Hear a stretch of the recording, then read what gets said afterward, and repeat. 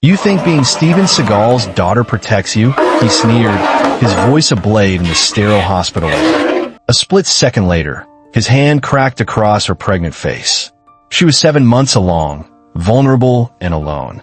He thought it was just another threat, another move to control her, until her father got the one call he always dreaded.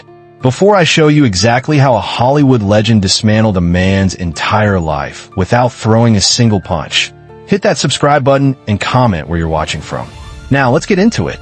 The air in room 214 was thick with the scent of antiseptic and unspoken rage. Isabel didn't flinch. Not anymore. But her hand moved instinctively to the curve of her belly, a shield forged from love and fear. The sharp slaps still echoed in her ears, louder than the rhythmic beep of the fetal heart monitor beside her bed. Her husband, Jamie, stood over her, his chest heaving, his face a mask of fury. The bouquet of pristine white lilies he'd brought lay crushed on the floor. "You wanna run to Daddy now?" he hissed, stepping closer until his shadow fell over her. "Let him fly in on his private jet and do his little Aikido tricks on me? Is that what you want, Isabel?" Her voice, when it came, was gravelly but steady. "I want you to leave." "Leave?" Jamie scoffed, a bitter, ugly sound. "I'm here trying to be a husband, a father. You're the one who iced me out. You're the one who treats me like I'm just some footnote in the story of Steven Seagal's perfect, adopted daughter." He kicked at the fallen flowers. "You have no idea what it's like living under that man's shadow. Every deal I close, every handshake, they're not looking at me. They're looking through me, trying to see him. I fell down a flight of stairs, Jamie," she said, her voice rising with a tremor she couldn't control. "While I was lying there, bleeding, terrified our baby was gone. Where were you?" "I had a meeting," he yelled. "No," she shot back, pushing herself up straighter against the pillows. "You were having lunch with your new business partner at that cafe on the waterfront. I saw the pictures, Jamie. I know you went back to her hotel." The lie died in his eyes, replaced by a cold, hard defiance. "So what if I did? What do you expect? You're over here playing the fragile pregnant saint, and I'm a man. I have needs. You think your father's Zen bullshit is supposed to keep me in line?" That was the moment something inside her broke. Not with a crash, but with a quiet, sickening snap. He didn't just disrespect her. He disrespected the one man who had shown her what true, unwavering strength and protection looked like. As she opened her mouth to respond, his anger boiled over. The slap was fast, vicious, and utterly without hesitation. The force of it threw her head to the side, and she crumpled, hitting the cold linoleum floor with a thud that sent a jolt of terror through her.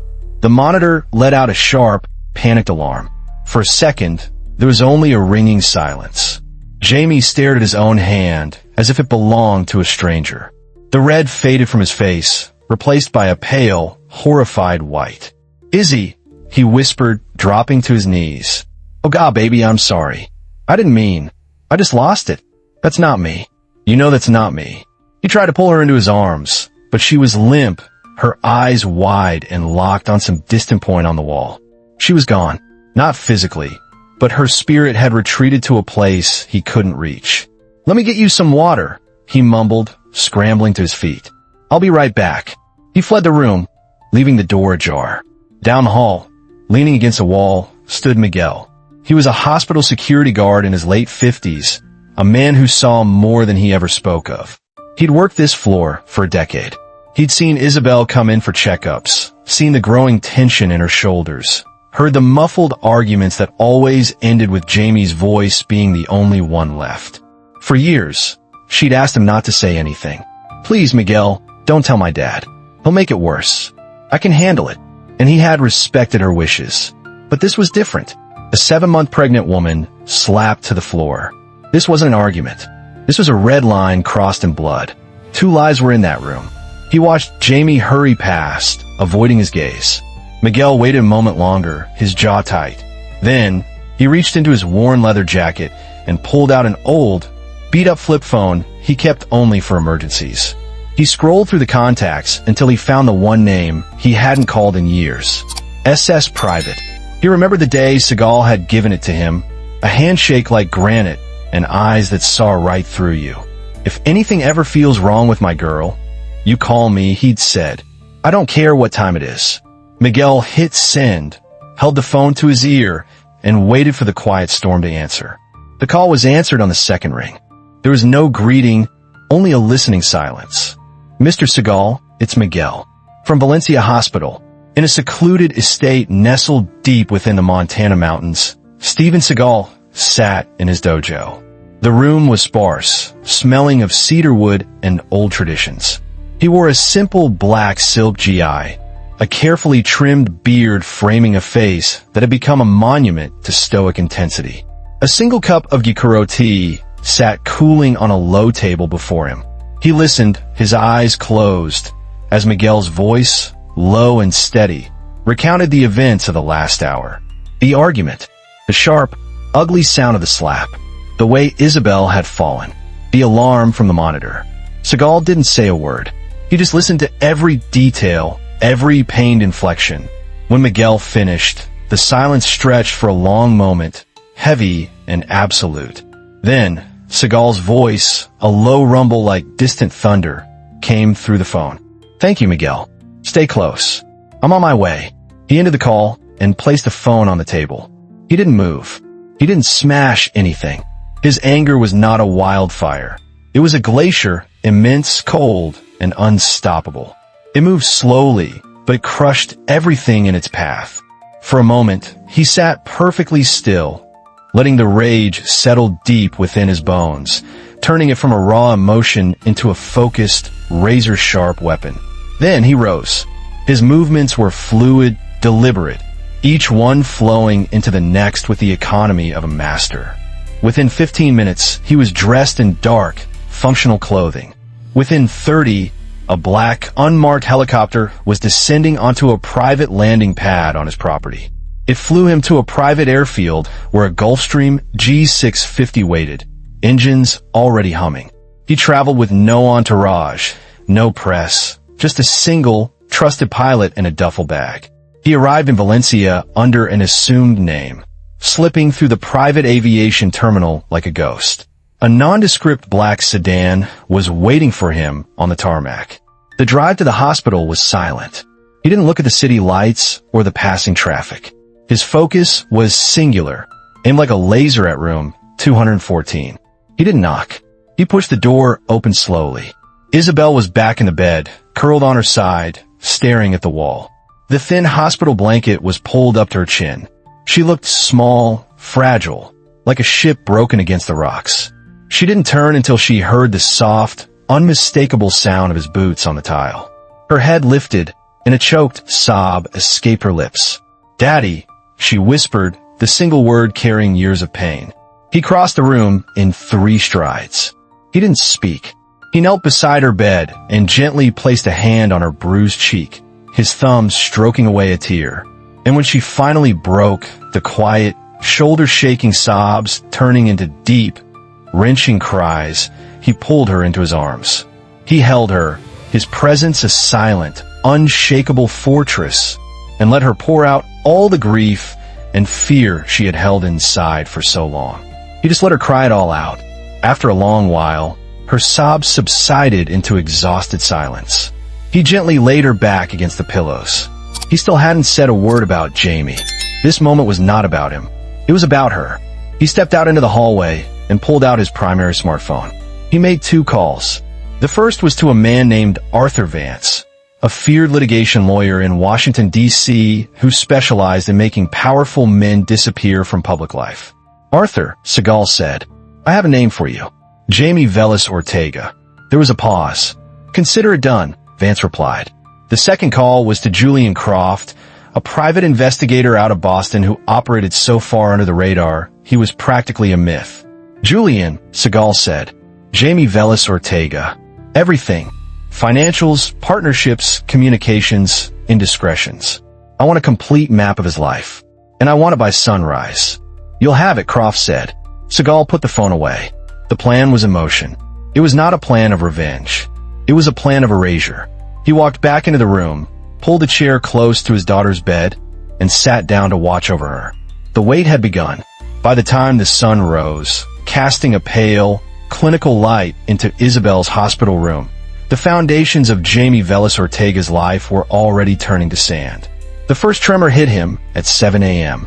He was in his office, trying to project an aura of calm he didn't feel when his primary investor called.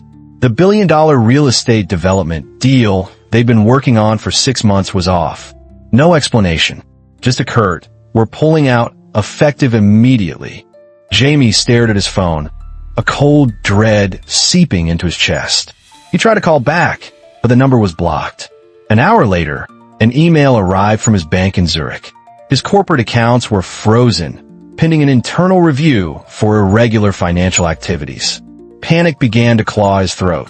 He called his lawyer, but was met with a crisp, unfamiliar voice from his legal firm. "Mr. Velas Ortega, we regret to inform you that we will no longer be representing you or your interests." He slammed the phone down, his mind racing. This wasn't a coincidence. This was an attack. A coordinated, silent, devastating attack. And he knew who was behind it. Seagal. He breathed, the name tasting like poison. He began making frantic calls to his partners, his allies, anyone who would listen. But the doors were closing all around him.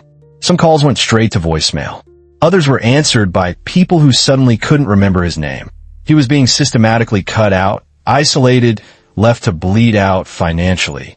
He tried to get ahead of the story, leaking a fabricated narrative to a few gossip blogs about his mentally unstable wife and her overbearing, controlling father. But the stories never ran. Julian Croft had already been there, providing the editors with a quiet, irrefutable dossier on Jamie's own history of manipulation and infidelity.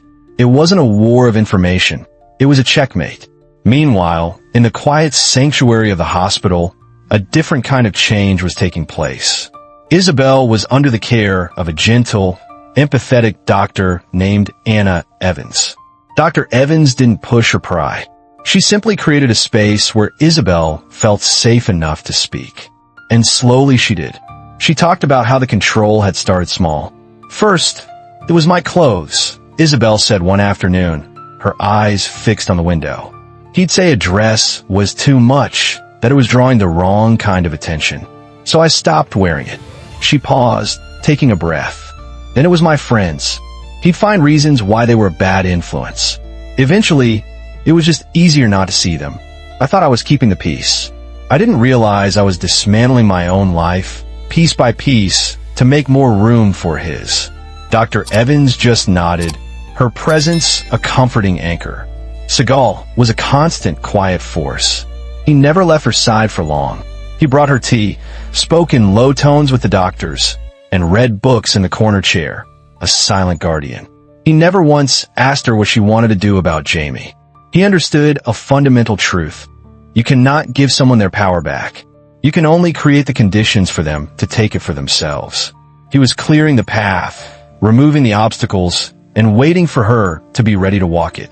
The turning point came 3 days after the incident. Isabel was sitting up in bed, watching the evening news on the small television. A business report flashed on the screen, detailing the sudden, inexplicable collapse of Ortega Holdings. The anchor spoke of frozen assets and withdrawn partnerships. She looked at the screen, then at her father, who was watching her, his expression unreadable. She saw it all clearly then. The invisible cage she'd been living in, the slow poisoning of her spirit. And she saw the way out. Not a path of anger or revenge, but a path of truth. She took the remote and turned the television off. The room fell silent. "I'm ready," she said, her voice clear and strong. Seagal looked at her, a flicker of something, pride, relief, in his deep-set eyes. He didn't ask what she was ready for. He already knew. "I want to file for divorce," she stated. "Full custody and a restraining order. I don't want him to ever come near me or my son again." He simply nodded. "Then we'll be ready, too."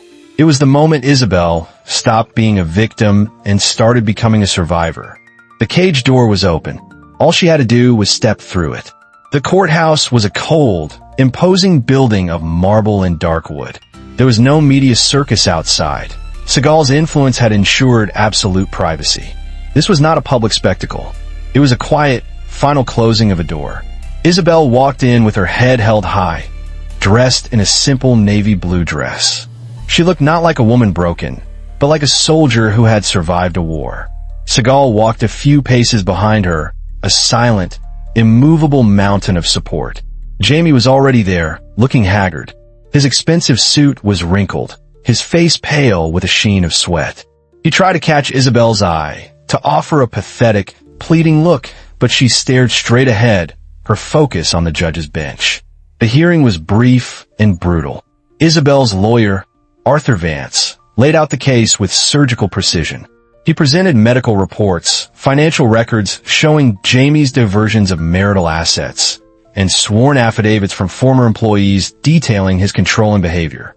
He even had security footage from the hospital corridor, the audio muffled, but the visual of Jamie storming out of the room moments before the nurse rushed and was damning.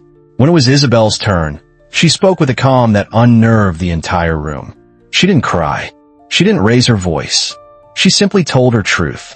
The abuse wasn't always physical, she said, her voice steady. It was the constant chipping away at who I was. He made me believe my world had to be small for him to feel big. Jamie couldn't take it. He leaped to his feet, shouting, "She's lying. Her father put her up to this. He's destroying me." The judge banged her gavel. "Mr. Velas Ortega, sit down, or I will have you held in contempt." He ignored her, his wild eyes fixing on Seagal. "This is all you. You've been trying to get rid of me from day one." Seagal didn't even look at him. His eyes remained on his daughter. After the judge granted a temporary restraining order and scheduled the final divorce proceedings, they left the courtroom. In the marble hallway outside, Jamie made his last desperate move. He felt his knees in front of Isabel and her father. "Izzy, please," he begged, tears streaming down his face. "Don't do this. I've lost everything. The company, the accounts, it's all gone. I'll do anything. I'll go to therapy. I'll change, I swear." Isabel looked down at the man on the floor, and for the first time, she felt nothing. Not hatred, not pity. Just a vast, empty space where her love for him used to be. It was then that Seagal finally moved. He took a single step forward, placing himself between Jamie and his daughter. His presence seemed to suck the air out of the hallway. He looked down at the sobbing man, his face an unreadable mask of calm.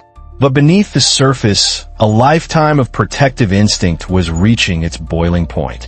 "You want me to make a call for you?" Seagal's voice was dangerously quiet. "You think this is about money? About your reputation?" Then the calm shattered. A roar, pulled from the very depths of his soul, ripped through the hall.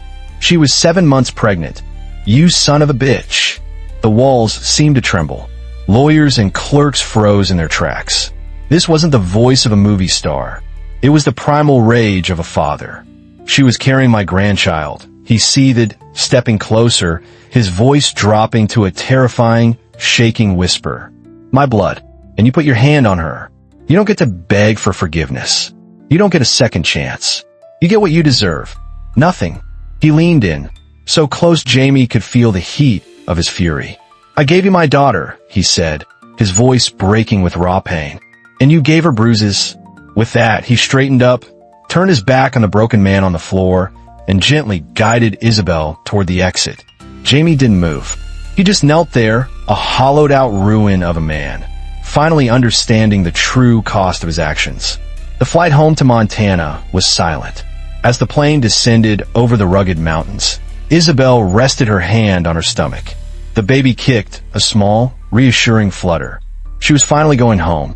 The baby, a boy she named Elias, was born 3 weeks later. The delivery was peaceful. One evening, weeks later, Isabel and Seagal sat on the porch overlooking the valley. The sky was a blaze of orange and purple. Elias slept soundly in a cradle beside them. "I thought being strong meant never needing anyone," Isabel said softly. Seagal looked out at the horizon. "That's not strength," he said, his voice gentle. "That's loneliness. Strength is knowing who to let in. It's knowing you're worthy of being protected." He reached over and placed his hand over hers. "You were always worthy. You just had to remember it for yourself."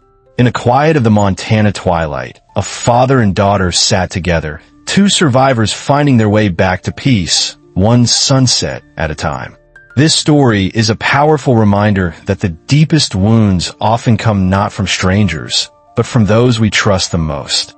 It shows that abuse is rarely a single, loud event, but a slow, quiet erosion of the self.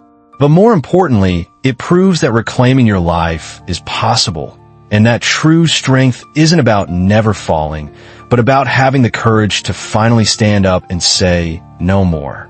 Have you ever found yourself in a situation where you felt your own voice getting smaller and smaller? What would you have done if you were in Isabel's shoes, caught between fear and the hope that things would get better? And do you think there are people like Jamie who confuse control with love? And what can we do to recognize the signs earlier? Let us know your thoughts in the comments. We want to create a respectful conversation around this. If this story reminded you of the power of standing up for yourself, hit that like button and subscribe for more stories about justice and survival. Share this with someone who needs to be reminded of their own strength.